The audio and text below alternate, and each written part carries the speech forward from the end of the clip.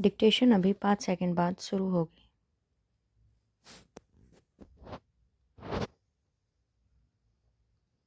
Start. सभापति महोदय, केंद्रीय सरकारी कर्मचारियों को हिंदी में प्रशिक्षण के सभी पहलुओं पर विचार करने तथा अब तक उसकी प्रगति की समीक्षा करने के लिए एक समिति का गठन का प्रस्ताव है। समिति इस योजना के उद्देश्यों की पूर्ति और उसकी सफलता तथा भविष्य में इसमें सुधार लाने के बारे में सुझाव देगी। अगले 2 वर्षों में शिक्षकों को प्रशिक्षित करने की भी एक योजना तैयार की गई है।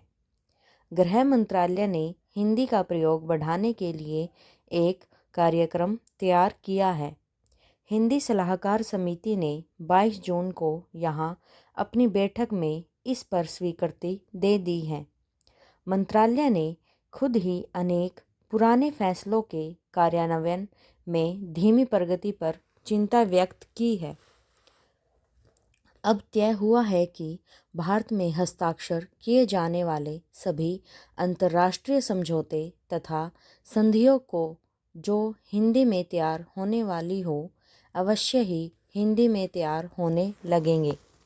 करारों, संविदाओं तथा टेंडरों के फार्मों आदि को हिंदी और अंग्रेजी में तैयार करने के प्रयत्न किए जाएंगे। हिंदी सलाहकार समिति की बैठक की अध्यक्षता गृह मंत्री ने की। बैठक में गृह मंत्रालय के राज्य मंत्री ने भी भाग लिया। हिंदी भाषिक क्षेत्रों में स्थित कार्यालयों में पारस्परिक पत्र व्यवहार के लिए हिंदी का उपयोग बढ़ाया जाएगा। पहले वर्ष में हिंदी में न्यूनतम पत्र व्यवहार प्रतिशत तथा अगले में उसे बढ़ाकर 50% करने का फैसला किया गया है। जनता को हिंदी भाषी क्षेत्रों में भेजे जाने वाले सभी पत्र हिंदी में भेजे जाएं। फाइलों पर टिप्पणी भी हिंदी में चढ़ाने पर जोर दिया गया है। प्रेस विज्ञप्ति आदि का हिंदी में भी पर्याप्त मात्रा में प्रकाशन न होने के कारण इस काम में तेजी से प्रगति करने पर जोर दिया गया है। जिन कार्यालयों में 25 से अधिक तथा 100 से कम कर्मचारी हो उनमें कम से कम एक हिंदी टाइपराइटर जरूर खरीदा जाना चाहिए तथा हिंदी टाइपिस्ट तथा स्टेनोग्राफर भी नियुक्त किए जाए। ये निर्देश तो हिंदी के प्रयोग को बढ़ावा देने के लिए वास्तव में प्रशंसनीय कहे जा सकते हैं, लेकिन केवल निर्देश देने से काम नहीं चलता। सबसे महत्वपूर्ण बात यह है कि लोगों के सोचने के ढंग में परिवर्तन आना चाहिए।